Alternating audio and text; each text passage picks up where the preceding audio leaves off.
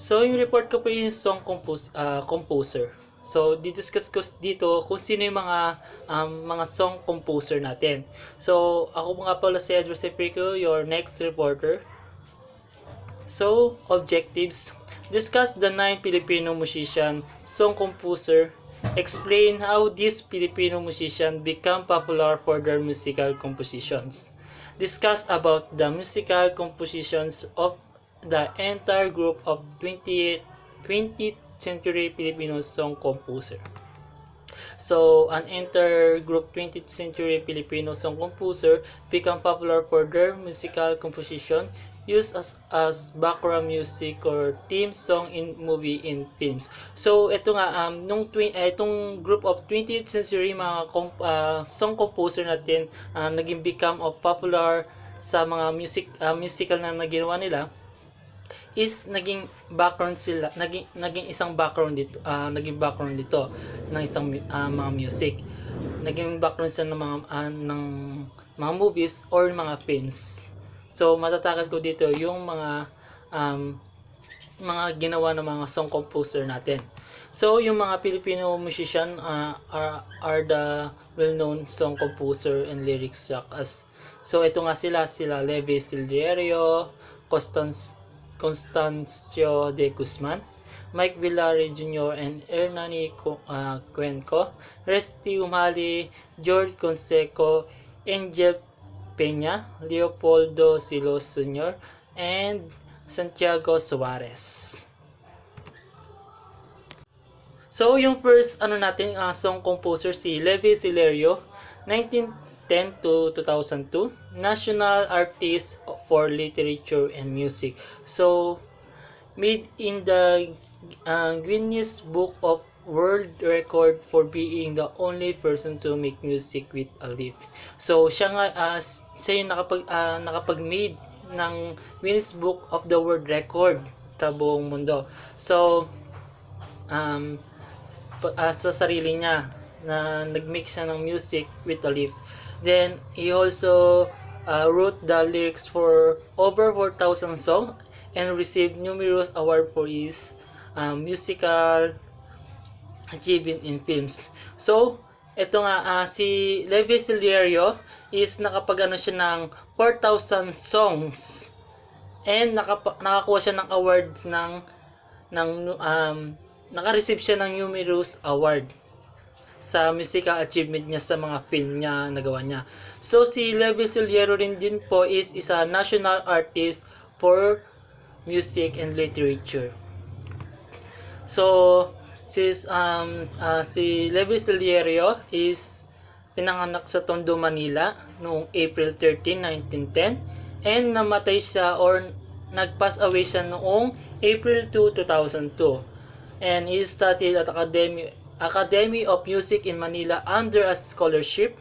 So nag-aaral siya sa Manila ng Academy of Music. Under siya ng scholarship. So scholarship dati si Levi Silverio. Then he later went to join the Manila Symphony Orchestra. So later on is nag-join siya sa Manila Symphony Orchestra. Aside sa mga sarili niyang mga lyrics. And he also translate and rewrote the lyrics of folk song to traditional melodies. So ito yung mga yon. So yung mga Maliwanag na Buwan from Ilocos, Ako Ay May Singsing from Pampanga, and Alibangbang from Visayas. So si Lerio achievement include a citation in the Guinness Book of the World Record for being the only person to make music with a mouth blown lip. So, ito yung mga kanta na kahit kailan di malilimutan ng mga ginawa niyang lyric na songs. So, yung Ang Pipit, music by Lesio Di San Pedro. So, ito nga po yung mga kanta na ginawa, ito yung mga lyrics na ginawa niya. Bagong Pagsilang, music by Felipe Padilla de Leon. And sa Ugoy ng Duyan, music by Losio Di San Pedro. Misa de Gallo, music by J. Balita. Itik Itik, folk song. Tinikling, folk song Alimbong, music by J. Celios Jr., Galaw-gaw, music by J. Celios Jr., Saan Ka Man Naroroon, music by R. Yumali, Waray-Waray, music by J. Celios Jr., Tunay na Tunay, music by J. Celios Jr., Pasko na Naman, music by F. D. Leon, and Kapag Puso'y Sinugatan, music by T. Masques, among others po. So, karamihan dito is makikita nyo naman yung J. Celios Jr. po. So, next is Constancio C. de Guzman, 1903 to 1982. So, born in Guinguinto, Bulacan, on November 11, 1903. So, doon siya pinanganak sa Guinguinto, Bulacan po. De Guzman passed away on August 16, 1982. So, namatay siya noong August 16, 1982. Then, he grew up in Manila where he studied piano and composition under Nicanor Albelardo at the prodding of his father. So, lumaki siya sa Manila and nag-aral siya doon ng piano under ni Nicanor Albelardo at the providing his father, providing nitong tatay niya. Then, he went to law school but switched to first school and finished a B.S. Commerce degree at Jose Rizal College in 1928. So, nag-aral siya sa law school pero nag-switch siya ng B.S. Commerce degree. So, ito yung tinapos niya sa Jose Rizal College noong 1928 po. Then, he passed the Certified Public Accountant CPA Board Examination in 1932. So, yun nga po is after 19 years po, after 19 years is napasa niya yung, na-certified siya bilang isang public accountant. Napasa niya yung board examination niya sa CPA po noong 1932. And after he took the CPA board exam, he started working for the movie. So, after niyan napasa yung board exam niya, dun po is nagsimula na siya magtrabaho sa movie. Then, acknowledged as the Dean of Filipino Movie Composer and companies like Sampaguita, LVN, Royal, Excelsior, Leia, and Tagalog Ilang-Ilang Production. So, he is unexpected. Its song Panaginip paved the way for him to record hundreds of songs principally under Villar and Columbia Records. So, yun nga po is nakapag-record siya ng hundred of songs. Principally under siya ni Villar and yung Columbia sa records niya. Then, unexpected po yun. Then, in 1948 po, his song Ang Bayan Ko and Kung Kita'y Kapiling nanalo ng gold medal at the Paris International Fair. So, nag-gold medal po yun, yung kanta niyang Ang Bayan Ko and Kung Kita'y Kapiling. Then, Bayan Ko was later adopted as a symbolic song of the People Power of Movement of 1986. The same song win for him the Awit Award for Best Filipino Lyrics. Some of de Guzman other notable composition. So, aside do sa awit, aside do po sa mga kanta na ginawa niya, so yung mga kanta ni Miguel,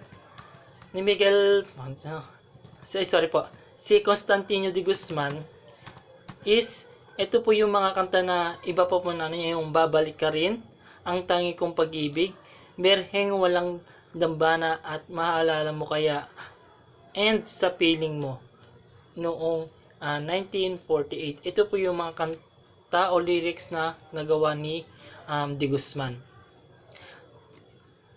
So next is si Miguel Mike G. Velarde Jr., 1913 to 1986. So, born in Manila on October 23, 1913. So, pinanganak siya sa Manila noong October 23, 1913. So, Velarde Jr. passed away on 1986. Namatay po siya noong 1986. Composer, conductor, movie actor, and musical director. So, si Miguel Mike G. Velarde Jr. po is isa siyang composer, isa rin siyang conductor, and also movie actor, and musical director. Then, he studied at Zamboanga Normal School, where he became a member of school orchestra and graduated as valedictorian. So, doon is nag-aral nga po Velarde Jr. sa Zamboanga Normal School. Then naging member siya ng school ng orchestra and nag-graduate siya as a valedictorian po. And he then went to Manila to pursue a degree in medicine at University of the Philippines. So, nag-aral po si Velarde Jr. sa Manila na pinursue niya yung degree ng medicine. Ito po yung tinik niya na course sa UP or University of the Philippines. So, but later realized that it was a music that really loved. So, na-realize po ni Miguel Mike G. Velarde Jr. na mas mahal niya pala yung music. Kaya, na-realize niya na mas siya sa music. Mas, kumbaga pabor siya na ito yung mas gusto niya. His mother would become his first music teacher in piano and violin when he was 6 years old. So, si Miguel Mike G. Velarde Jr. is una niya naging teacher sa music si mama niya. Kung saan natuto siyang dito siya natuto mag-piano and mag-violin. Noong 6 years old pa lang daw po siya. So, he learned the basic of harmony and composition from Antonio Molina and Ariston Avellino as a future depends in musical knowledge through self-study po. Then, his father objected to his plan to pursue a music career. So, inano siya dito ng tatay niya na inobject siya or kumbaga pinigilan siya na sa plano niya na wag niya i-pursue yung music ng career niya. He went on to support himself as a bus conductor to realize his dream. So, yun nga, sinuportahan niya yung sarili niya noon bilang asang bus conductor lang para doon sa pangarap niya. Then, he later got a job at radio station where he was featured as a singer and jazz composer in its morning and evening program. So, yun nga, after nun is, later on, nakakuha rin siya ng trabaho niya sa radio station. Kung saan, isa siyang singer doon and jazz composer siya doon. Sa umaga, saka po sa gabi. And he also opened a jazz school and become a song editor for the Philippine Free Press. So, Velarde composed musical score for Sampaguita Films, movie production, and managed its advertising department.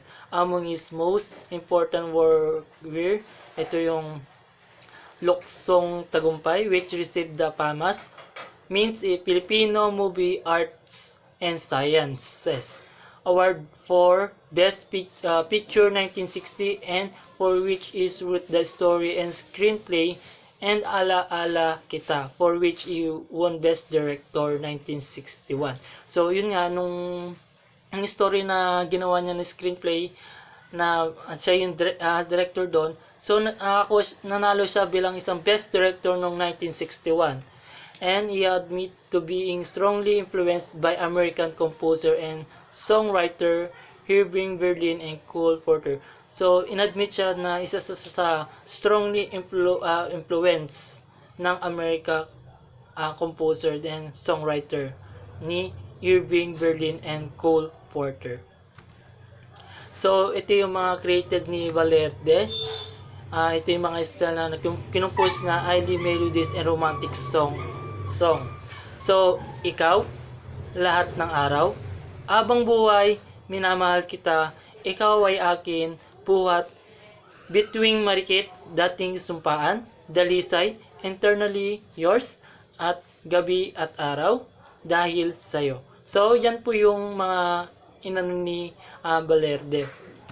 So, in 1970, he won the Best Conductor Award at the first International Popular Song Contest in Japan with his composition As Long as Forever. So, noong 1970, nanalo si Velarde ng Best Conductor Award sa first International Popular Song Contest sa Japan.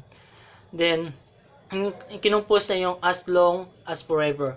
Then, he received the Cultural Achievement Award in Popular Music from Philippines Government Cultural Association in 1975 and the Gawad CCP para sa sining in 1986. So, naka-receive siya ng Cultural Achievement Award in Popular Music sa Philippines sa government ng Cultural Association noong 1975 and yung Gawad CCP para sa sining noong 1986. Yung kay Santiago Suarez, 1901 to 1964. So, Suarez born in Sampaloc, Manila in 1901. So, si Suarez pinanganak sa Sampaloc, Manila noong 1901. Then, Suarez passed away in 1964. Then, si Suarez is pumanaw na noong 1964. He attended the Conservatory of Music, University of the Philippines or UP, and the Ateneo de Manila in Intramuros. So, nag-attend na to si Santiago Suarez sa Conservatory of Music sa UP, then sa Ateneo de Manila sa Intramuros. Then, he learned how to play piano with his grandmother, who was also competent harpist, and while his grandfather played the flute. So, si Santiago Suarez is natuto siyang magpiano sa kanyang lola. Then, yung lolo naman niya is nagpe-play ng flute. So, he took private music lesson from Cayetano Jacob, Pedro Floriaga, and Nicanor Alvelado. So, nag-aaral siya ng private music lesson kila Cayetano Jacob and Pedro Floriaga and Nicanor Abelardo. So, Suarez composition are a mixture of the soulful condiment style and lively strain of the countryside. So, pinagkanong condiment style and countryside na melody, yung mga na-compose niya kanta. Then, the melodies are tonal and catchy while the rhythms follow the regular meter with the minimal tempo change. So, yung melody yun is naka-tonal or naka-tone yes, is so then catchy. Ibig sabihin nakaka-catch na mga interest ng nakakarinig. So nakakakuha siya, nakaka-catch siya agad kasi interesting yung kanta sa mga nakakikinig. Then his harmonies follow the tradition of classical progression, making his composition easy to understand without the complexity of the of form and structure. So dito naman is yung harmonies na mga composing niya is easy to get or memorize, kaya madaling makatch ng attention. And dahil ang mga compose niya is mga pang traditional song. Then some his work are quite popular and are heard even among today classical and pop singer as well as choral group. So dito naman yung mga ibang compose na song is sobrang popular at yung sa ngayon is narinig ko ginagamit pa din sa choral yung mga kanta niya. So include dito sa following yung mga ginawa ng kanta, yung Ligaya Ko, Pandango ni Neneng, Dunggawin Mo Irang, Bakya Mo ni Neneng, Kapirikso sa Labis ng Ngayon, Harana, Kataka, Labandera Ko, Lakambini, Kamya, Ikaw ang Buhay Ko, and Kay Lungot Nitong Ating Gabi. Kay Lungot nitong ating gabi. Kay lungkot nitong ating gabi. Tapos, ang mutya niyaring puso. So, yun lang po. So, next is si Restito, Resty. A. Umali, 1916 to 1998. Born in Paco, Manila on June 16, 1916. So, yung nga pinanganak si Paco sa Manila noong June 16, 1916. Then, namatay si Restituto sa noong 1998. His early exposure to music was through his father, who taught him violin as well as through the family rondola. So si Umali is inano siya ni father niya sa si papa niya sa violin. Si papa niya yung nagturo sa kanya ng violin. As well as the family rin din ng rondala. He also taught as solfege and score reading at the Mapa High School, where he became a member of the school glee club and orchestra. So yun nga, doon sa Mapa High School is naging rin siya member ng glee club and orchestra. So Umali played the F-flat horn, so yung F-flat horn, trombone, and tuba. So ito yung mga ginamit ni Umali noon. Ito yung mga instrument na ginagamit niya. When he was part of the University of Santo Tomas or UST ng isang band. So ito yung mga ginagamit nila nun. So, he also taught choral arranging and orchestration at the UST Conservatory of Music.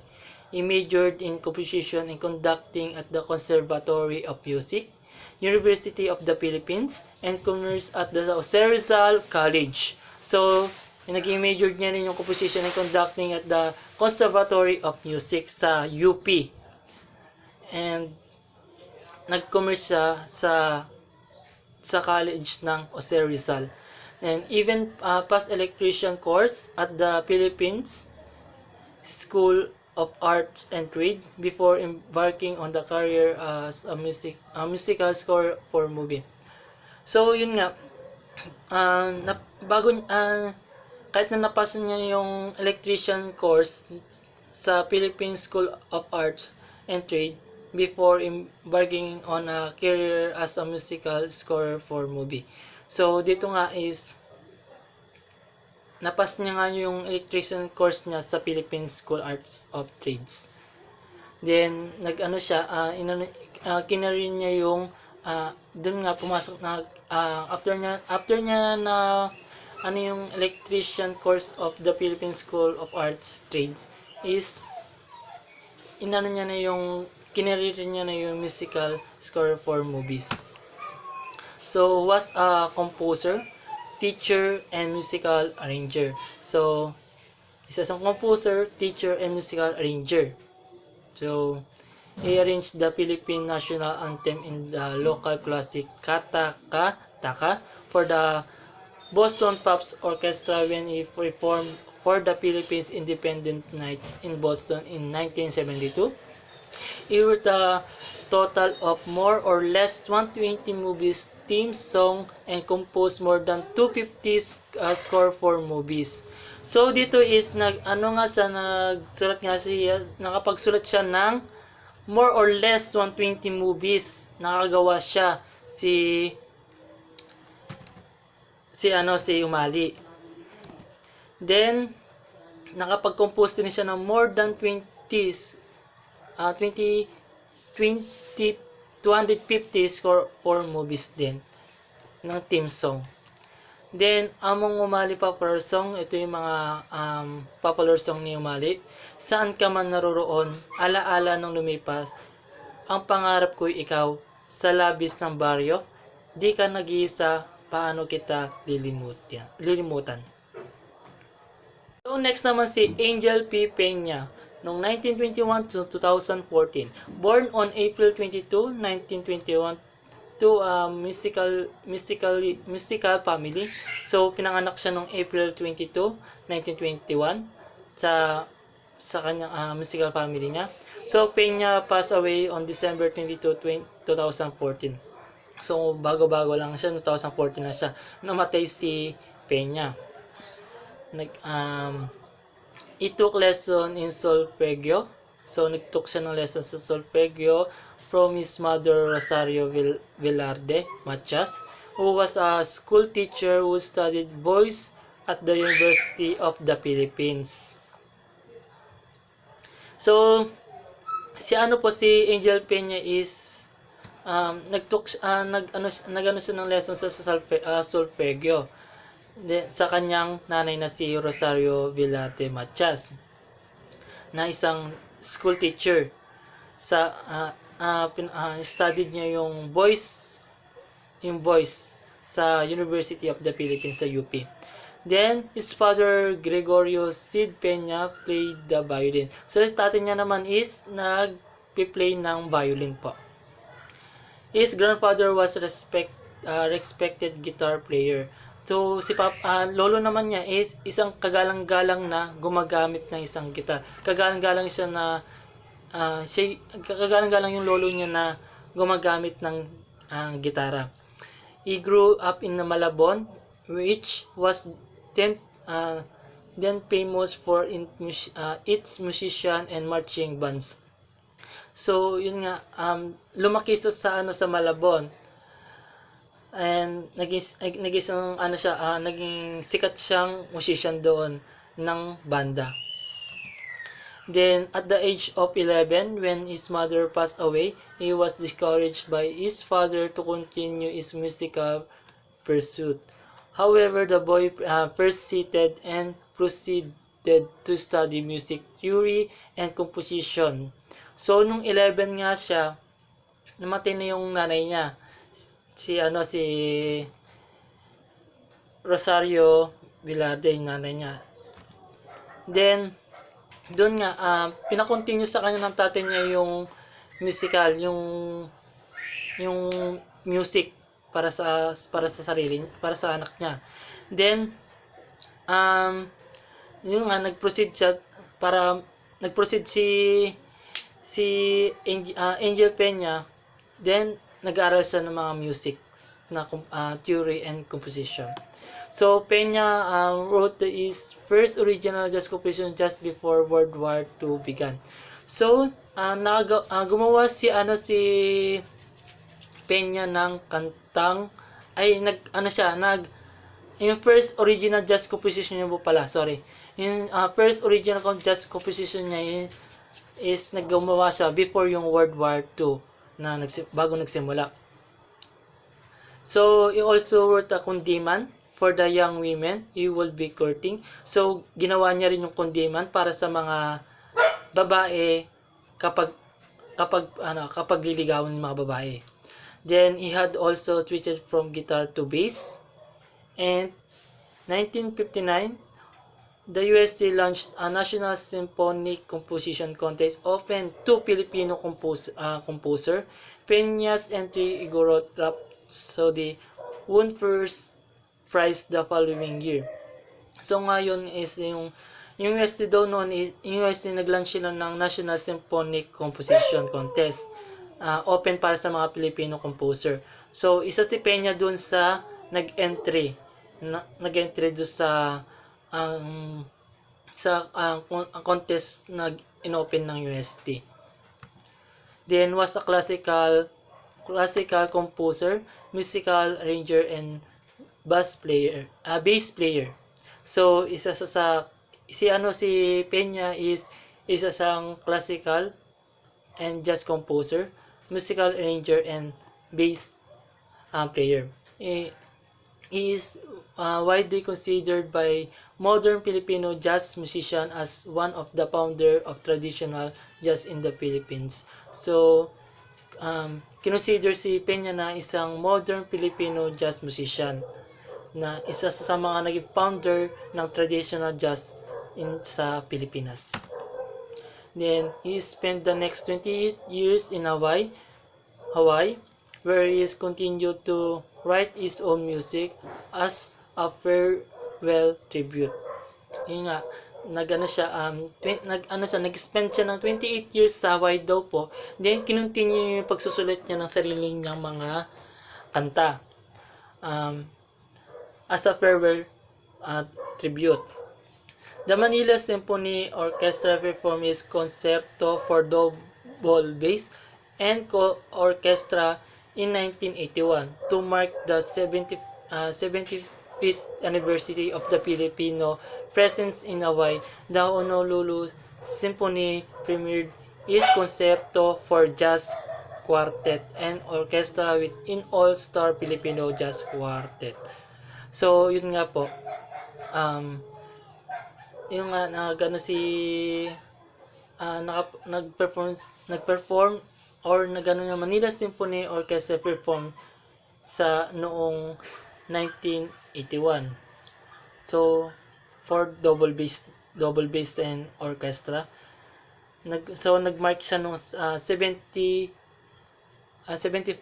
anniversary ng Filipino presence sa Hawaii. So, Enarni J. Cuenco, 1936 to 1988, National Artist for Music. So, born on May 10, 1936 in Malolos, Bulacan. So, pinanganak po siya noong May 10, 1936 sa Malolos, Bulacan. Then, Cuenco passed away in 1988. So, he earned his bachelor degree in music, major in piano at the UST Conservatory of Music in 1956. So, yun nga po is kumuha siya ng bachelor degree niya in music, major in piano sa UST Conservatory of Music noong 1956 po. A UST scholarship grant in the same year enabled him to study the cello under Professor Modesto Marquez until 1956. Then, in 1968 naman po, he completed his Master of Music degree at the St. Isabel College. So, noong 1968, na-complete niya yung pagmamaster niya sa music degree niya sa Santa Isabel College.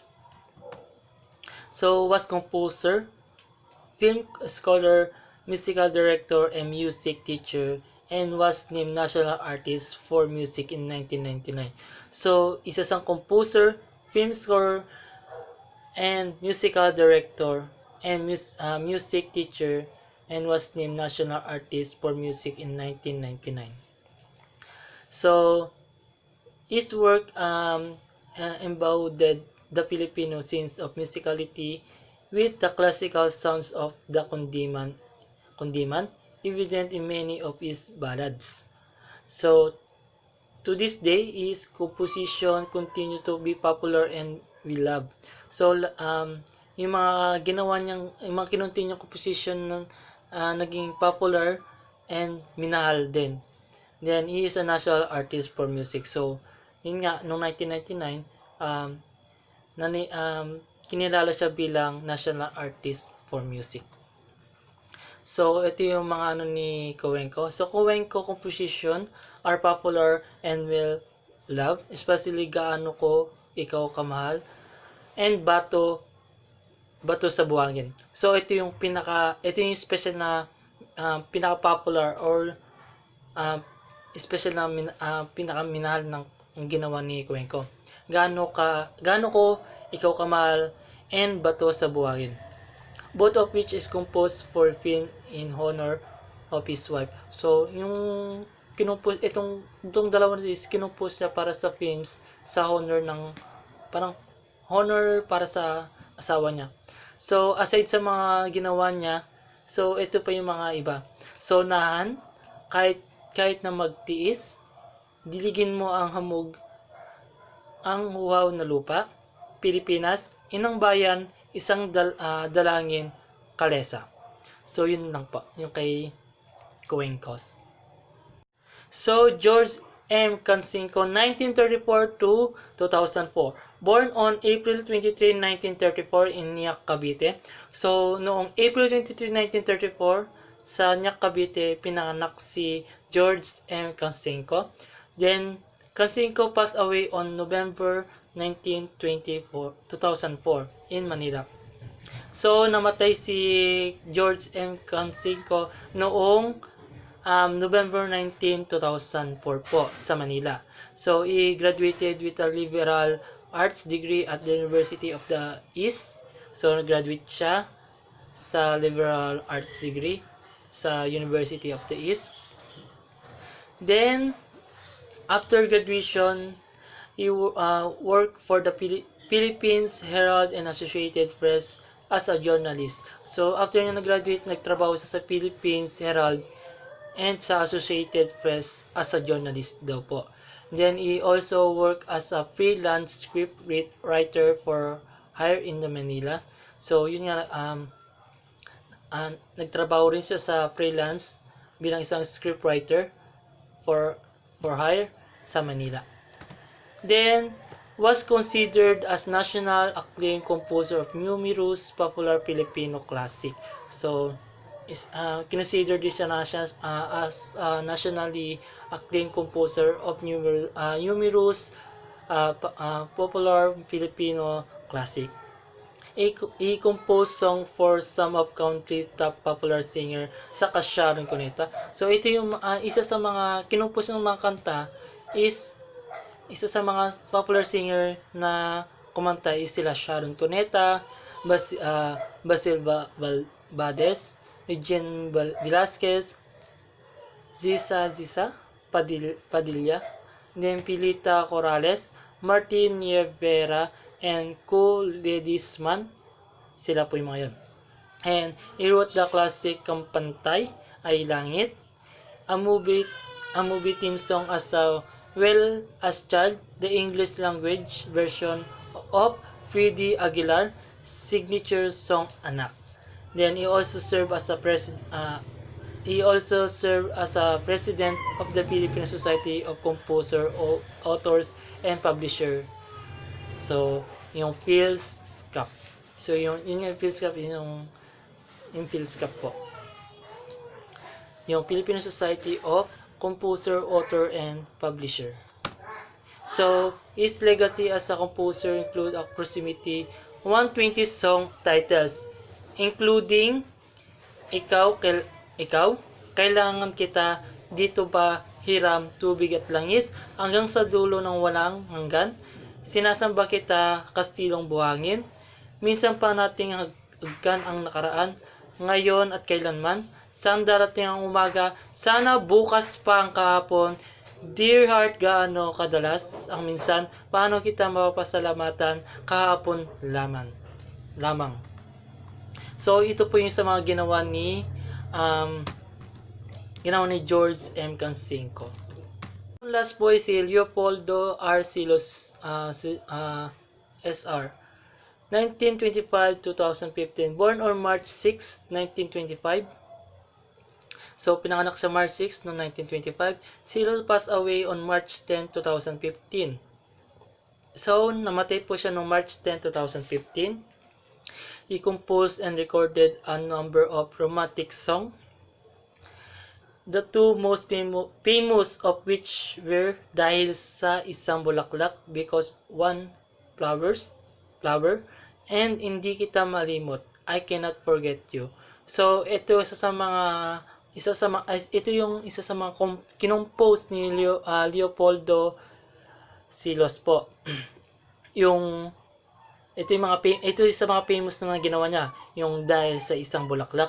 Sa English is Because of One Flower, and Hindi Kita Malilimutan, or I Cannot Forget You.